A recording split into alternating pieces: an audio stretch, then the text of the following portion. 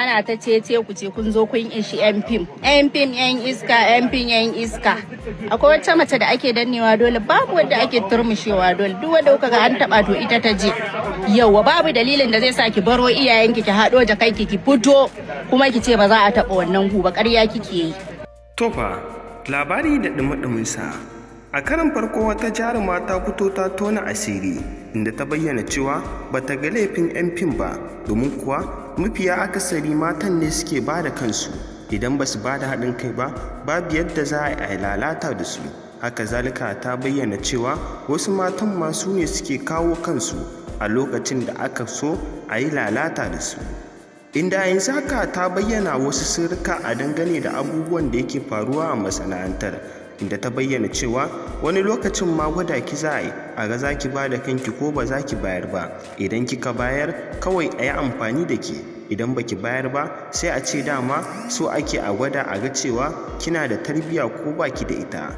Inda yanzu haka za mu saka maka cikakken bidiyon ka kalla, domin za ka ji irin sirrikan da ta bayyana da asirin da ta tona a dangane da mata da mazan masana'antar, inda yanzu haka ta bayyana cewa tana goyon bayan mazan Kannywood ɗin, duk macen da ta zo tana wa sharere kawai su yi amfani da ita. A yanzu haka ga cikakken bidiyon ka kalla. Amma kafin nan muna roƙonka mai sauraro, idan har ya kasance wannan shine shigowar ka channel ɗin nan ta farko, muna roƙonka da ka dangwala mana alamar subscribing, sannan kada ka manta ka danna mana alamar ƙararrawar sanarwa, domin ta haka ne za ka ringa samun labaranmu kai tsaye da zarar mun ɗora. Mun gode da ziyartar wannan channel ɗin tamu mai albarka. Sannan mai sauraro kada ka manta ka dangwala wa bidiyon mu alamar lakin, ta hakan ne za mu san labaran da muke kawo muku suna matuƙar burge ku sosai matuƙa. Ga bidiyon ka kalla. Ana ta cece ku ce kun zo kun ishi yan fim yan iska akwai wata mace da ake dannewa dole, babu wanda ake turmushewa dole, duk wanda kuka ga an taba to ita ta je. Yauwa babu dalilin da zai sa ki baro iyayenki ki haɗo jakanki ki fito kuma ki ce ba za a taɓa wannan ku ba, ƙarya kike yi. Ƙarya kike. Yauwa haka kuke so ku koma gidan iyayenku, amma ni ban ga laifin yan fim ba. Yauwa ni ta wani bangaren wallahi ba na ganin laifin maza. Duk wanda aka bashi wannan guri ko aka yi wa sarere zai iya kai hannu. Yauwa ku din ma masu kafe waya kuna ta wani kaza yan iska yan waye. Yauwa akwai na kirki, amma dai wallahi azim yanzu yan iskan ma sun fi yawa, na kirkin kaɗan ne a ciki. So babu wanda zai ga wannan baɗashe ya ce wai ya kau da kai, sai wanda Allah ya tsare. So mata sun fi maza laifi 100%. Duk macen da kaga namiji yayi wani abu da ita ta yadda. Yauwa ita ta bankaɗe, don haka ni dan an taɓa wallahi ban ga laifi ba. A shawarta duk macen da ta banzatar da kanta ku yi ta taɓawa. Shawara ta ni kenan, ku yi ta taɓawa daga nan har inna na uban waye ya ce ki fito. Kin zauna a gidan ubanki wani zai bi ki ya danne ki ne, ba wanda zai taɓa ki a gidan ubanki. Ma kun zo kun ishi yan fim, ni ba fim nake ba, yau ba goyon bayan su nake ba, amma ni ban ga dalilin da mace za ta zo ta banzatar da kanta kuma ta ce wai ɗa namiji ba zai latsa ta ba. So za su latsa ne, ai ne muku wannan magana tun kwanaki, za su latsa ne. Idan kin ki sai a ce gwada ki ake, in kuma kin yadda za a ɗiba. Yauwa don haka mu mata mu darajar mu take wurin mu, in mun killace mu zama masu daraja, in mun banzatar da kanmu wallahi babu mai bamu daraja. Iskancin ma da gashi nan kala ne, na wani in ka ganshi wallahi sai kaya amai. Hawa ne a iskancin ma, wani ya fi wani muni wallahi azim. Nawa ne ga sunan su ta baya ma ake neman su tsidannu, nawa ne.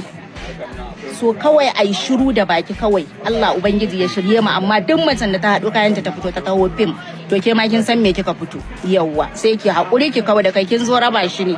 Na ga duk wanda aka raba ya bincina ni a shawara, duk wanda aka ba ya ɗiba. Kun ishi yan fim ne yan iska, wajen TikTok da su, cikin TikTok da su, gari da su, gidanku da akwai, layinku da akwai, makotanku da akwai, kun dami yan fim? Kin banza kai.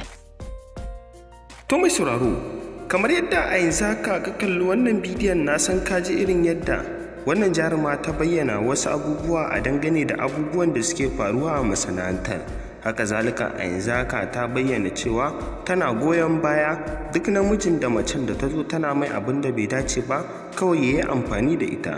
Wai yazu billah, kamar yadda yanzu haka wasu da yawa suna ganin cewa laifin matan ya fi yawa a masana'antar, kamar yadda ita ma a yanzu haka ta bayyana cewa matan sun fi laifi a kan mazan.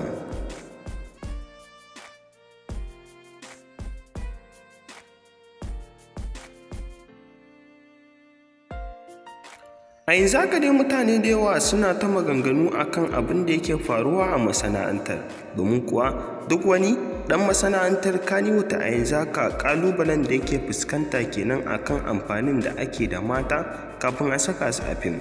Wasu ma suna ciki ana amfani da su, kamar yadda a yanzu haka ta bayyana cewa idan ba kya so a yi lalata da ke, kawai ki zauna a gidan iyayenki ko kuma ki aure, kamar yadda a yanzu haka kowa da yawa yana ba wa 'yan fim wannan shawara. A yanzu haka muna fatan Allah ya shirya mana zuri'a, Allah ya sa duk wannan maganganun da ake su zo ƙarshe, a daina lalata da mata a masana'antar. To mu sauraro, mu da yanzu haka nan muka kawo ƙarshen wannan rahoton namu. Kai dai kasance da wannan tasha a koda yaushe ta hanyar dangwala mana alamar subscribe, sannan kada ka manta ka danna mana alamar ƙararrawar sanarwa, domin ta haka ne za ka ringa samun labaranmu kai tsaye da zarar mun ɗora. Mun gode sosai da kasancewa da mu da kai a wannan tasha tamu mai albarka. Sannan mai sauraro kada ka manta ka dangwalawa a bidiyon mu alamar lakin. Mun gode.